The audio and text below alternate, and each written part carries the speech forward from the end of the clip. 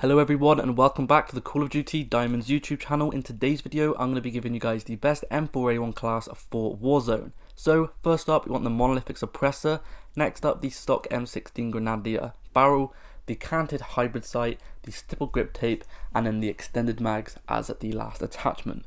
All these attachments all together make for one of the best classes you can possibly be using right now on Warzone, so I do strongly advise you guys at giving this weapon a go. As you guys can see, the stock M16 Grenadier boosts up things such as accuracy and the range. The canted hybrid sight also boosts up the accuracy and also the range, and it makes this weapon have some insane accuracy. It really does. Now you can use any sight you guys want to, there are so many different options, but for me personally my two favourite are the canted hybrid sight or the Cronin C480 Pro Optic. So use any of these two or use whatever one you want to, and it does not matter because this weapon is just amazing. Next up, the stipple grip tape, just to get some of that mobility back, because as you guys know, sticking on all these other attachments is going to drop the mobility by quite a little bit, so you do need to go ahead and stick this back on just so you can get your mobility back up to what it usually is. So it is going to help you guys if you have the stipple grip tape attachment on. Next up, these 60 round mags are going to be really important. This just allows you to have a lot more bullets. The last thing you want in a gunfight is having to reload. If you have to reload in a gunfight, then this is going to be really bad, because obviously you're going to be very vulnerable and the enemies are just going to be able to shoot you really easily. So I do recommend you guys sticking on extended mags on all of your weapons. So the reason this weapon is really good is because of the fact that it has some insane accuracy. It's got insane recoil pattern, so the recoil pattern on this weapon is basically non-existent. It just goes up by a tiny little bit, but all these attachments combined is basically going to make this weapon have zero recoil, so I really do recommend you guys doing this.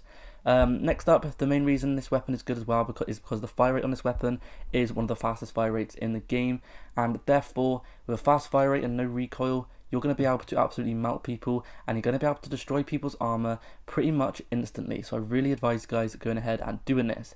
Now a few little things I want to talk about are going to be the perks. So the perks I use personally are going to be cold-blooded, ghost, and battle-hardened, amped, or tune-up. Now for the third perk, you can use either three of the ones I just mentioned. So as you guys just probably heard me say, I like to use amped, battle-hardened, or tune-up. Tune-up allows me to revive my teammates faster, or it allows me to use my self-revive faster.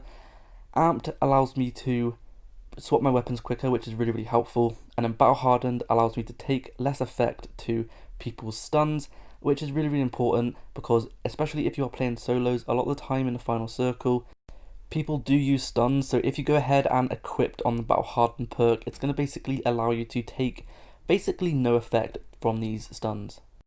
Another thing I'd like to talk about is going ahead and using an RPG and not using a sniper. And as you guys probably heard, I didn't say Ghost. I didn't say to use overkill.